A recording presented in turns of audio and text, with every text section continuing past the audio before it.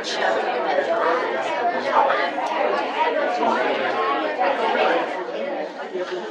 everyone.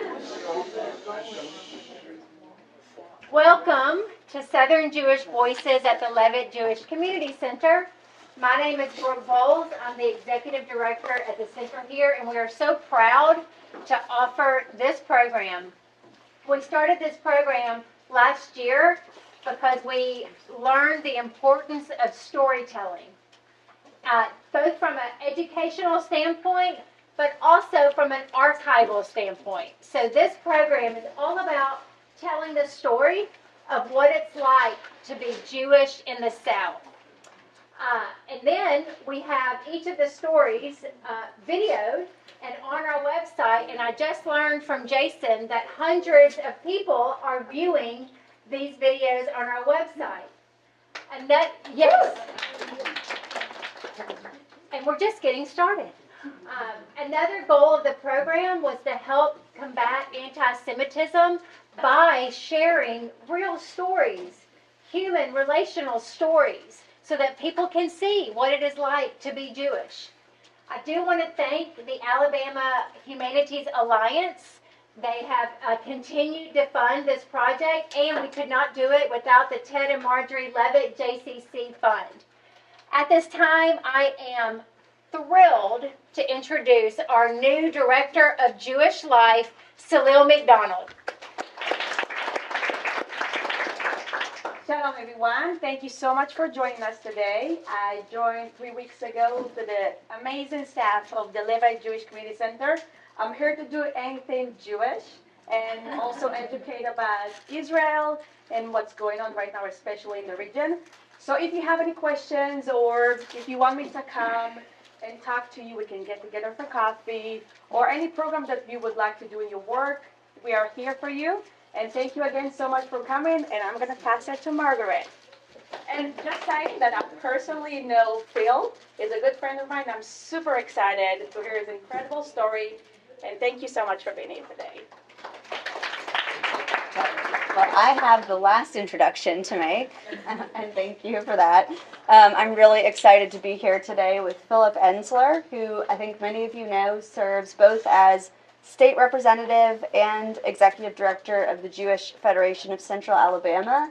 One note that I'll make there, I was very surprised that he told me those are both technically part-time jobs, which I have a hard time believing. So I'm especially thankful that he took time from his busy schedule to be here with us today.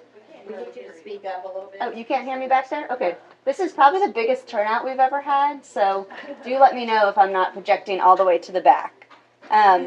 Anyway, super excited to speak with Phillip today, both about his fascinating political career, but also, to learn more about him as a person as well. So with that, we're going to jump in. And I always like to start these interviews by talking a little bit about, our interviewee's early life. So we're going to get to your political career, which I know a lot of people want to learn more about. But tell us a little bit, about your life growing up. You described it to me as a typical New York kid experience. Just tell me a little bit about that.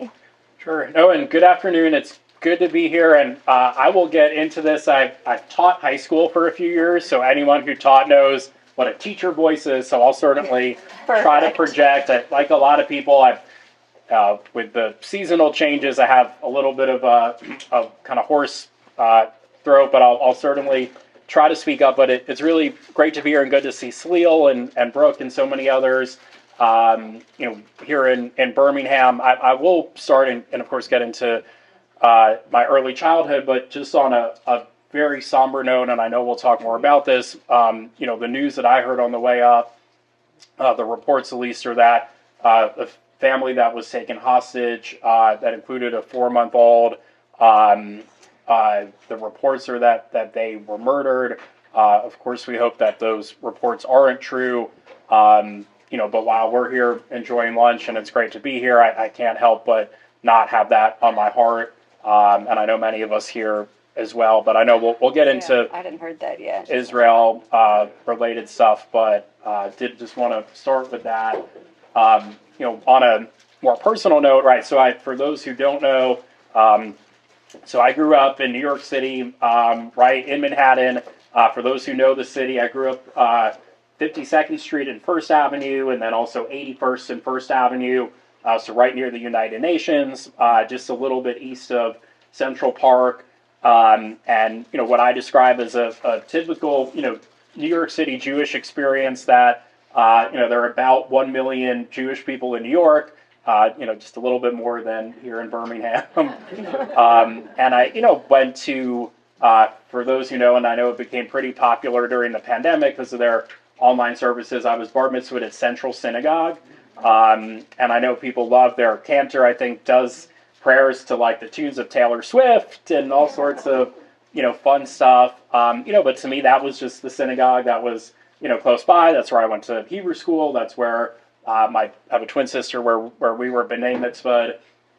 And I went to public school where about a quarter of my classmates were Jewish, and my best friends were, but also then went to a school that was, the melting pot of, New York. It was, Jewish, Muslim, Hispanic, Asian, first generation families that had just moved to New York, and, lower income, more affluent, and, that I had the Jewish experience of going to Hebrew school and having, my Jewish friends went to Jewish summer camp in the Berkshires in Massachusetts, for anyone knows, Great Barrington, but then going to public school, was really exposed to, a variety of cultures in New York. Yeah, absolutely. So you mentioned summer camp there. I'm going to tie this with another question because I want to start connecting the dots with how you get from having this New York experience to teaching high school in Montgomery, Alabama. You shared with me that during high school is when you start to get interested in the subject of civil rights, and this leads to your journey to Alabama. But you also mentioned when we spoke initially that there are some ways in which summer camp tied in there too. So maybe start connecting some of those dots for us. Sure. So I went to Jewish summer camp from when I was 11 years old until 10th grade, and then I worked there the summer before college.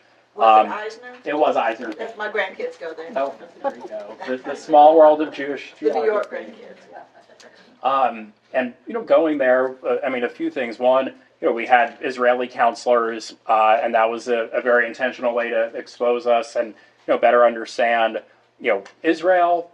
So at an early age, that I had that exposure. But at camp, a lot of the teachings around Tikkun Olam, and I know we throw that out a lot, but there were little things at camp where, especially before Shabbat on Fridays, when we would walk back to our cabins to be able to shower and get ready, we had to pick up it was 5 pieces of trash on the ground. And those little things, like as a kid, it's you think it's annoying, you're like, why am I having to pick up other people's trash? To this day, I still pick up trash at times when I see it, to the point where family members will get mad at me and say, you're going to get germs. But that was what I would consider kind of a Jewish value that was instilled in me of doing those small things that can make a difference. And a lot of what we learned at camp was that obligation, that duty to do good in the world. Also at the time, and I always age myself when I mention certain things, but my last summer as a camper was the summer when Ariel Sharon was prime minister, and that they forcibly removed Israeli settlers. And at the time, as a 15-year-old, I had Israeli counselors, many of whom had just served in the IDF. They had certain feelings about it. At the time, I got in the habit of starting to read the New York Times, which I then had some issues with their coverage of Israel, and I wrote to them, which is a whole other story. Love the Times, though. I still get it every day, despite some of their coverage challenges at times. But all of that just started to expose me to current events. And then that summer, after my last year as a camper, I had a high school history teacher, and I'll always, give credit, to that one teacher who then really focused on teaching American civil rights. And one of the things that we learned about was Andrew Goodman, Michael Schwerner, and James Chaney. I'm sure most people here know, especially for the younger people, those were 3 civil rights workers, 2 Jewish guys from New York, and then a black civil rights worker from Mississippi. And they went to register voters in 1965 and were murdered by the Klan in Philadelphia, Mississippi. and learning about that, at this time where I'm starting to get into kind of world events and current events. I'm starting to be more in touch with my Jewish values, but then to learn about these two Jewish New Yorkers who, were murdered in the South. It all just started to kind of tie together of what it means to be Jewish and what it also means, though, to try to do, justice in the world. Yeah, absolutely. And it's so interesting to imagine the sort of perfect storm of influences in your life at that moment. So you get to GW and you end up going to Alabama for the first time. Why? What do you do there? And what is it like? Sure. So after high school, I went to college in Washington, D.C., and a lot because of that interest then in politics and current events. I wanted to be in our nation's capital, and loved being there. Did a lot of political internships and kind of your typical, D.C. undergraduate experience. But because of my high school history teacher and that exposure and interest in civil rights, by the summer between sophomore and junior year of college, I came and spent 2 days in Montgomery here in Selma. Having grown up, and I think I mentioned this to you, having grown up in Manhattan, being a student in D.C., I didn't have my driver's license. I was used to taking the subway, our buses everywhere. So when I came down here in Montgomery, I stayed just at a hotel downtown, and this was before EJI, so really the main attractions there were the Dexter Avenue Baptist Church, the Rosa Parks Museum, and then the parsonage where Dr. King lived. So I went there, and then some cousins of mine met me, and then we drove here, and spent a night, and, of course, then went to Kelly Ingram Park and, some of the other sites here, and it really, and words don't capture it, it was the most spiritual, moving experience of my life, and I started keeping a journal at the time, and it really just, everything from Jewish summer camp, the things that, to the young people at times I thought were annoying. Why are we learning this stuff? Why are we, studying, things from the Torah, or why are we studying certain, the teachings from the week? But kind of all of that, those values, the civil rights history, all of it being here, I just felt on a very deep, soulful level this connection. And in my journal, what I wrote, and I know it maybe sounds like idealistic or kind of, cliche, but I said, whatever I do in life, the guiding values should be trying to make the world, a fairer, more just, more equal place. And I literally wrote, I said, I don't know where I'll do that or in what capacities, but whatever it is, let that be what guides me. If you told me then that I'd be sitting here in front of you all, almost 15 years later, I would have thought, no way that would happen. But that really was, has been the source of what has guided me. And I know we'll get more into this, but by the end of college then, I thought and wanted to, for a while, do what most people in those kind of New York, D.C. bubbles would do, especially a Jewish guy doing political science. I thought I'd go right to law school, or thought I'd, stay work in politics for a little bit, then go to law school. But Teach for America was recruiting on campus, and, they had a very social justice message of, look, for those of you who know you want to go to law school or you want to go into politics, there are ways to do something more hands-on before you do that. Mm-hmm. So going back to my experience here, reading my journal, it all just kind of clicked. Well, let me apply for Teach for America. It'd be really incredible to teach history in Alabama. And, as they say, the rest is history. And I know we'll get more into the experience ever since. Yeah, you're leading me right to the right place there. And I will say, I love that you described that as a spiritually moving experience. And it does sound like such a powerful moment that does lead you back here. So after school, then, you come here to teach at a high school in Montgomery.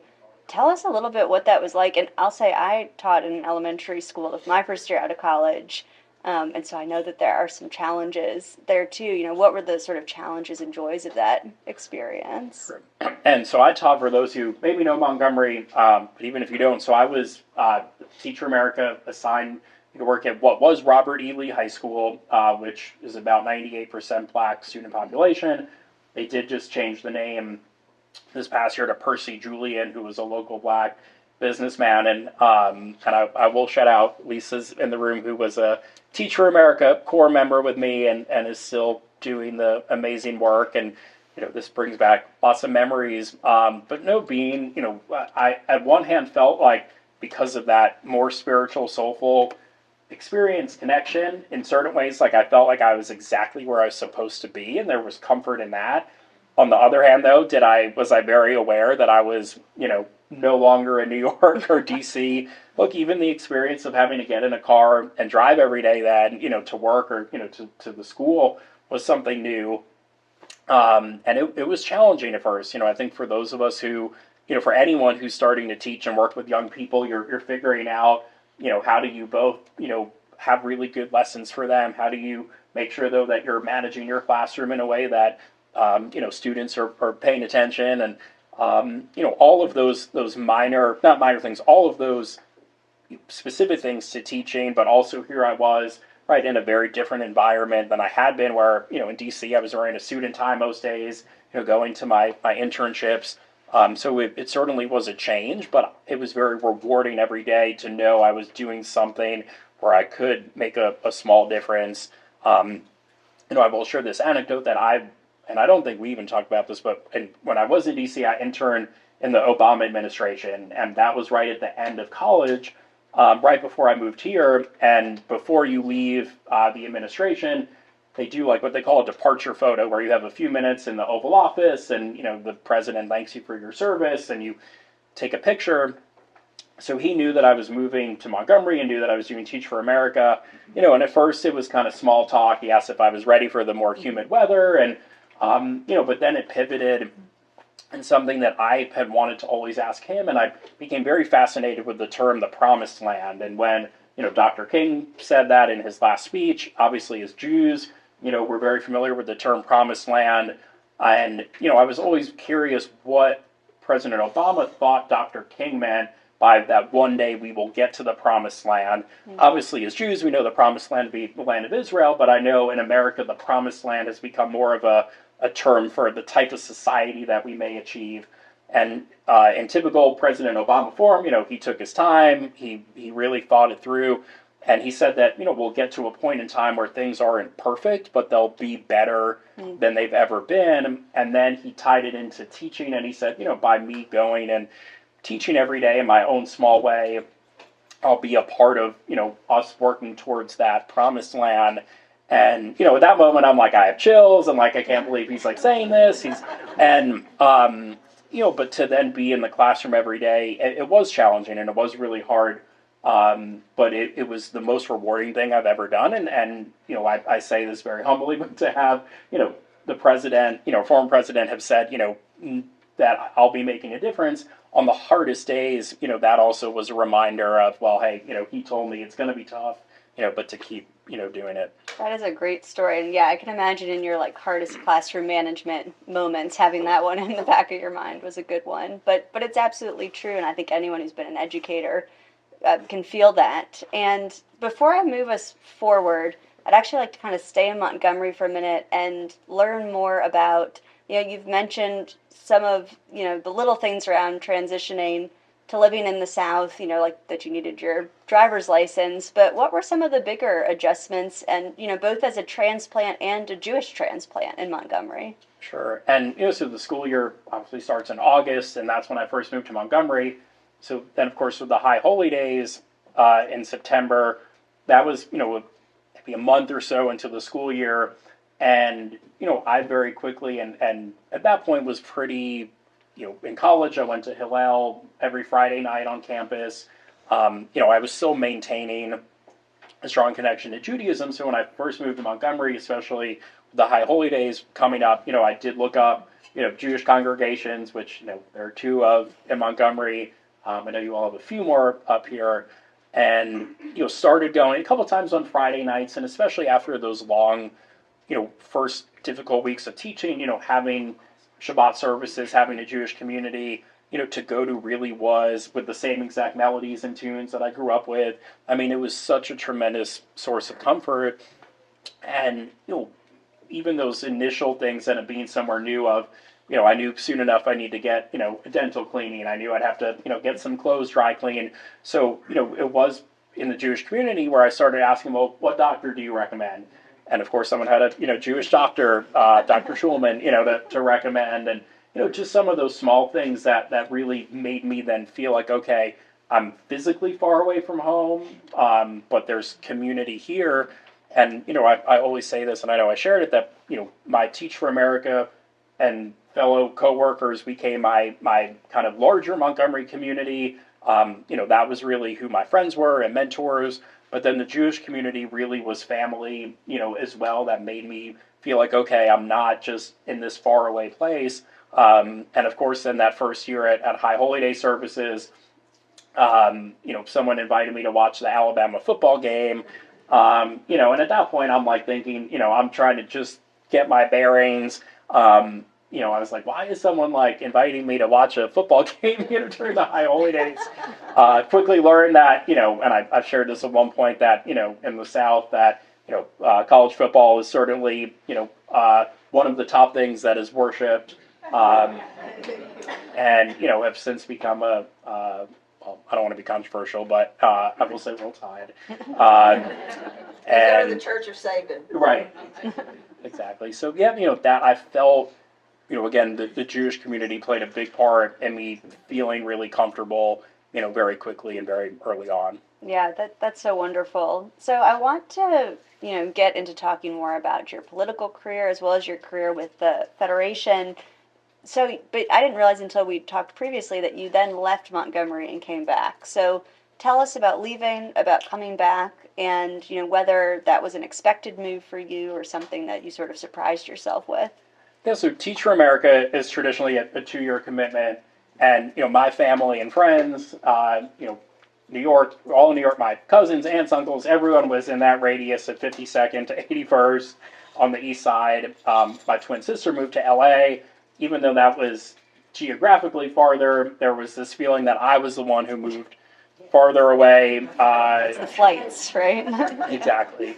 But after the 2 years, I did think I would. I did do what a lot of core members do, was that I then went on to graduate school, or in my case, I went on to law school, and thought that I would then be back in the New York, D.C. legal, political kind of world and maintain certain connections in those, both those places, and went back to New York at Cardozo Law School, which is part of Yeshiva University. The law school itself is secular, although the teachings are secular, but we get off for all of the holidays. So every year, like not only Rosh Hashanah and Yom Kippur, but Simchat Torah, Shemini Atzeret. It's like September and October, we had class maybe 5 times just because of being off a lot.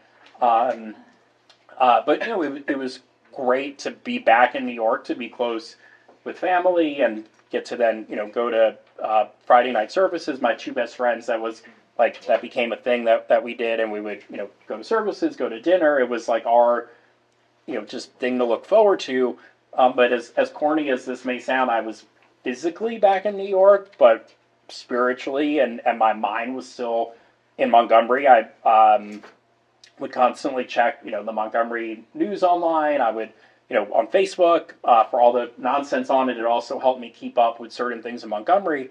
And especially anytime there was something related to the public schools related, unfortunately the bad stuff gets in the news. If there was a big fight or a shooting related of a student at the school I taught at, and I found myself in between law school classes, or in between, I interned my first year at the Innocence Project, where that could be a whole other conversation, but worked on a case of someone who was wrongfully convicted, and we were able to exonerate him after 25 years in prison.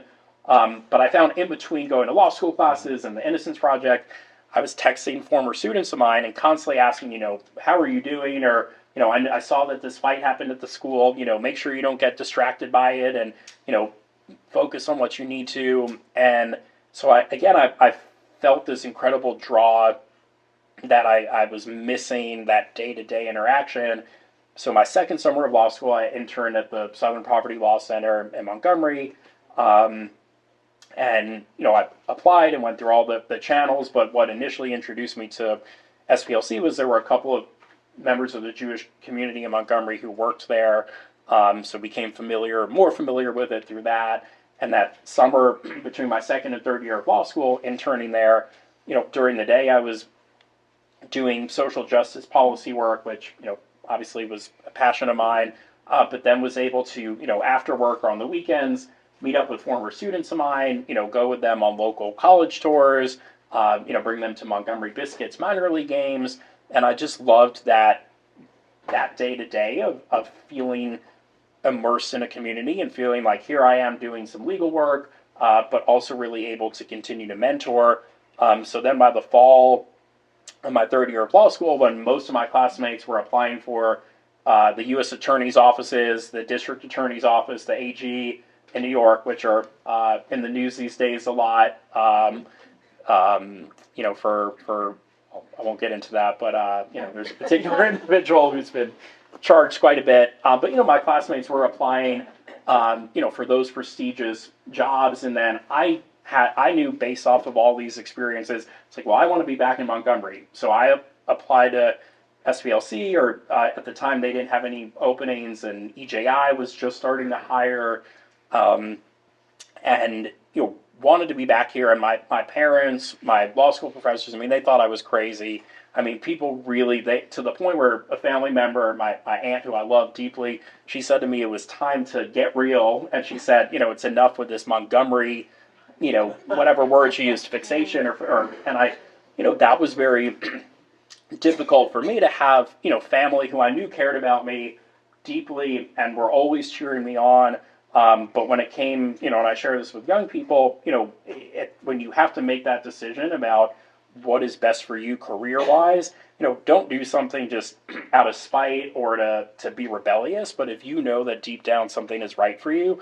So I listened to that again, and I ended up at something called Alabama Appleseed, which I know some people know.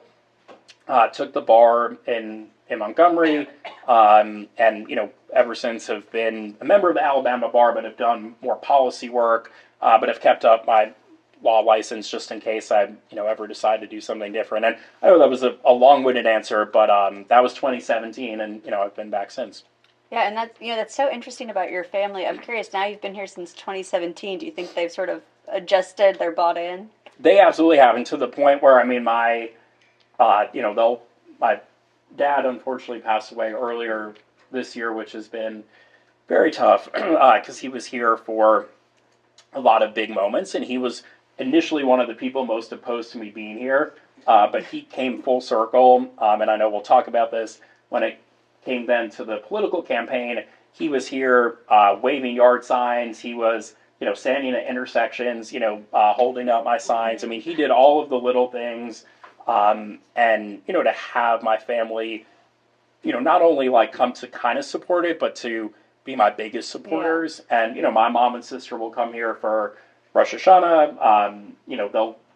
They're here quite a bit. So, that's been really special, to now have them fully embrace it. That's great. And I'm so sorry to hear about your father, but that's very special that he got to be part of your campaign. And I know everyone is curious to hear more about that. So maybe tell us just a bit about why you decided to run for office, how you get into that political sphere. And also, we spoke a little bit about, what it's like to campaign as a transplant and as a Jewish transplant in Alabama. So I'd love if you could speak some to that. Sure. So while I was at Appleseed, loved working there, did mostly criminal justice reform work, but a lot of what I was doing was going to the state legislature, trying to get them to change certain laws. And, I increasingly felt, well, only if I were, on the inside, or if only I had a say in some of this, as opposed to, we need it all. We need outside advocates and lobbyists trying to, put the pressure on, but we also then, of course, need people on the inside that are going to listen to those advocates and try to do the right thing. So when I was at Appleseed, that exposed me a lot more to kind of the inner workings of Alabama government. And then had a chance to work, though, for Montgomery's mayor, Stephen Reed, as his policy advisor. And I did that because I wanted to be, there wasn't anything necessarily at the legislature at the time, but being at the city of Montgomery, I knew I'd have more of a role on the inside. That was during the height of the pandemic, so I was drafting the city's, mask ordinances, and when the vaccines were first coming out, dealing with, can we do vaccine clinics in certain neighborhoods, and how do we get, writing the social distancing orders? All these things that none of us, ever thought about, but gained a lot of experience, behind the scenes then at the city. And at the same time, though, and I'm mindful of time, but at the same time, this was Sleal was our executive director of the Jewish Federation in Montgomery, and I was the president of the board. I joke and I say, but I drew the short straw that everyone else had served. But it really was, a tremendous privilege, and I enjoyed on a volunteer basis.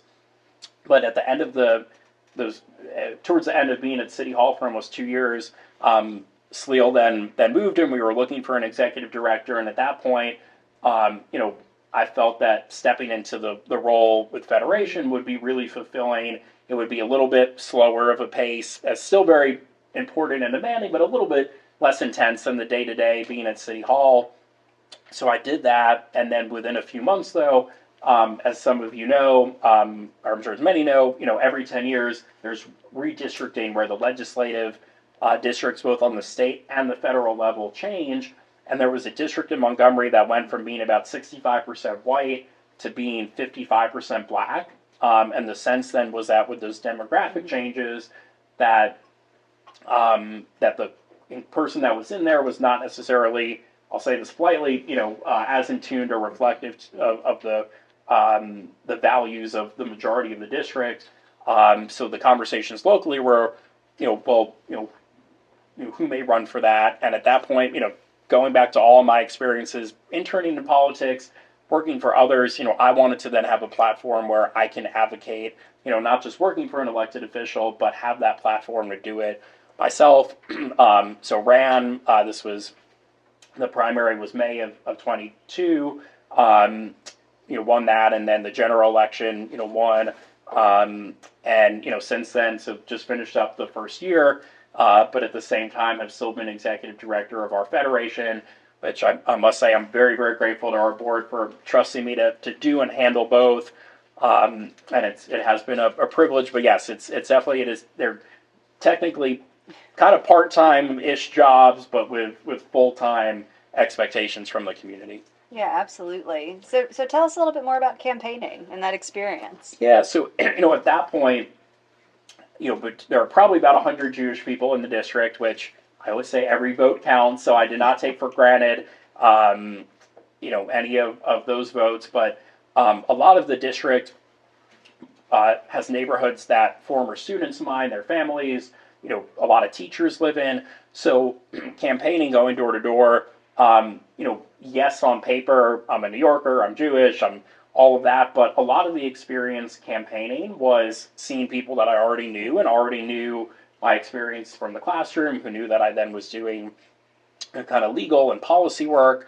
So, for the most part, what people wanted to talk about were the issues. They really wanted to talk about what they were concerned about. People weren't that interested in where I was from or, even not that interested in political party stuff as much. They really wanted to talk about, gun violence, public education, having safe neighborhoods, all the things that we all care about. I will say, though, that's something that I've learned in my time down here. So I have 2 cell phones. One is my original one with my New York number. I do have one that has a Montgomery number, and I got that because I know that, some people will see a New York number and not pick up. During the campaign, though, I did find that, and I'll be very honest on this, that to the extent that where I was from came up, generally speaking, black residents were way less concerned.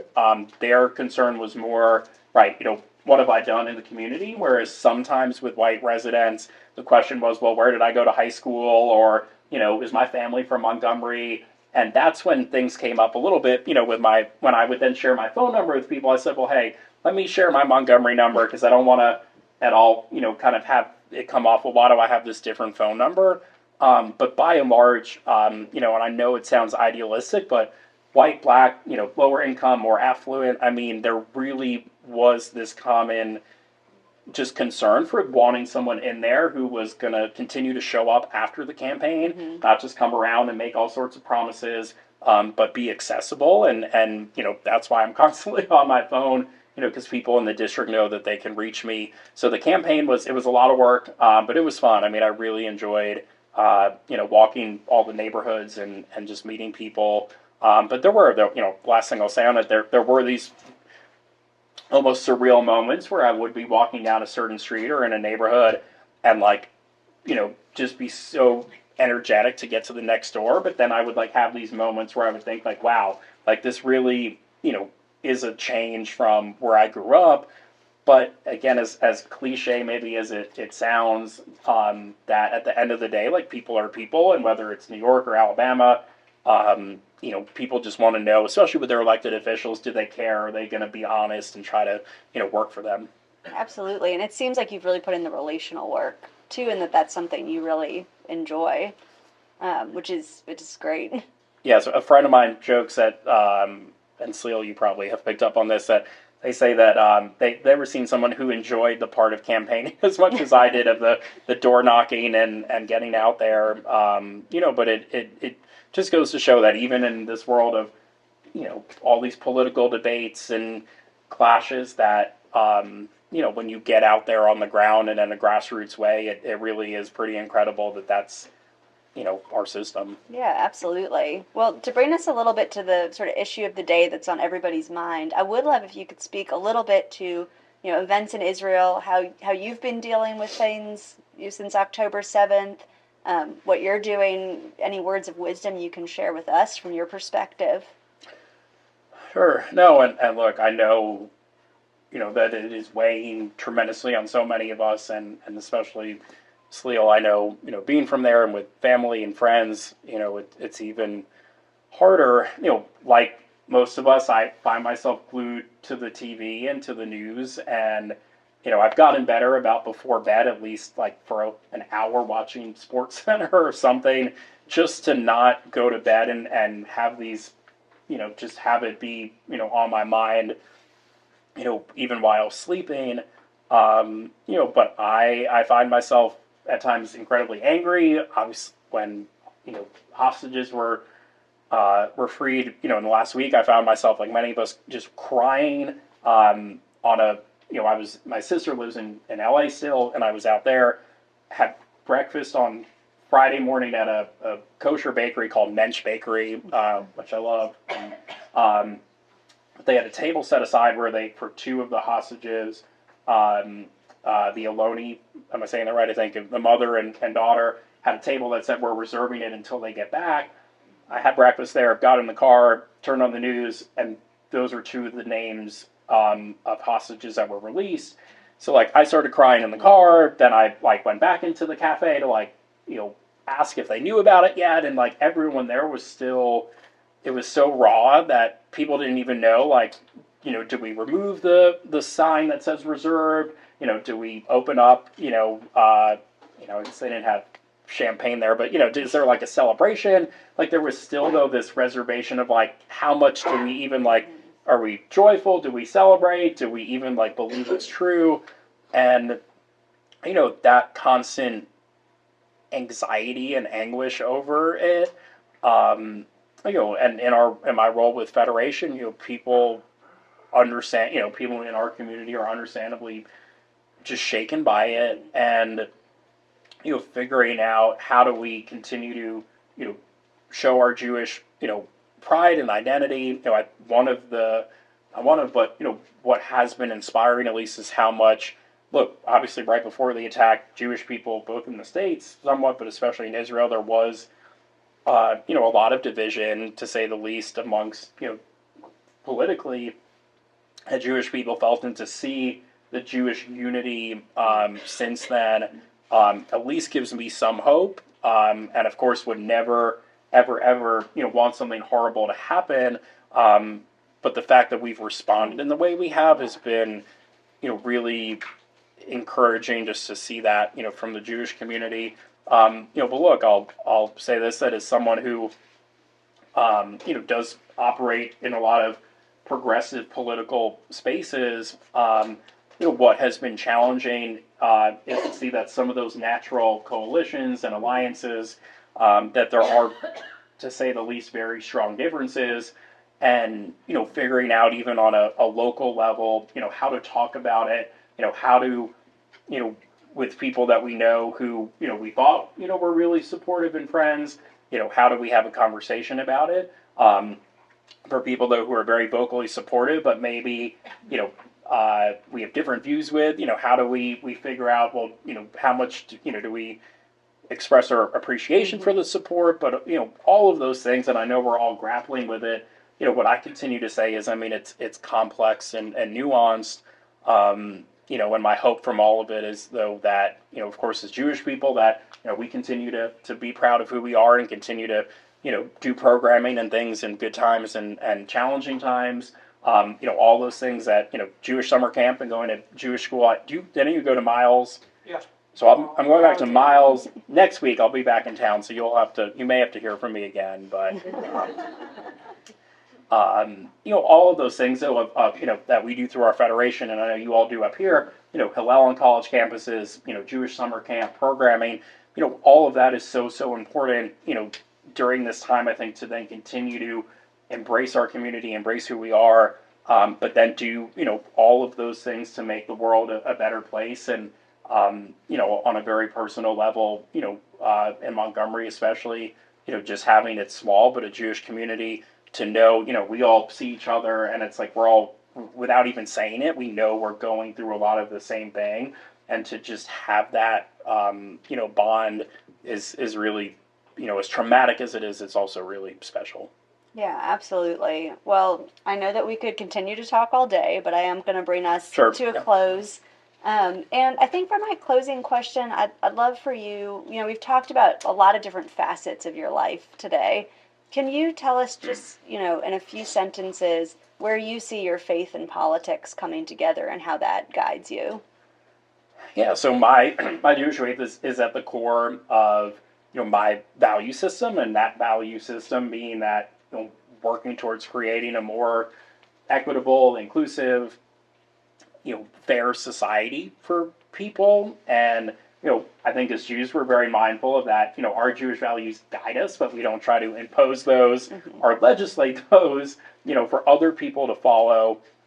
But they do shape very much, how I vote on things. They shape, the policy decisions I make. They shape, how I even approach conversations with people. I try to have that empathy and compassion, which again are also, secular values, but I very much credit, and the Jewish values that I was taught, or the Jewish faith, was that we do have this obligation, to, as we always, say, it's not our duty to finish the work, but, we at least have to try, and that motivates me every day. And there are times where I get calls from constituents, and, it'd be easy to just ignore them or say, oh, well, that's not, that important, but my Jewish faith and those Jewish values, taught me, well, so I'll bring it full circle, picking up small pieces of trash, every little bit, makes a difference. So no, it's at the forefront. And I'll close with this, that, I don't want to rub it in people's faces, but I constantly, every chance I get,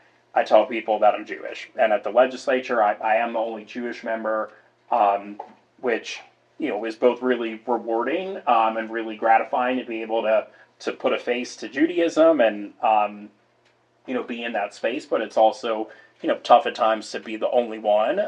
But the way I've approached it, and I think anyone of any background or identity should be able to do this in Alabama, is be who they are and be accepted for who they are and be included for who they are.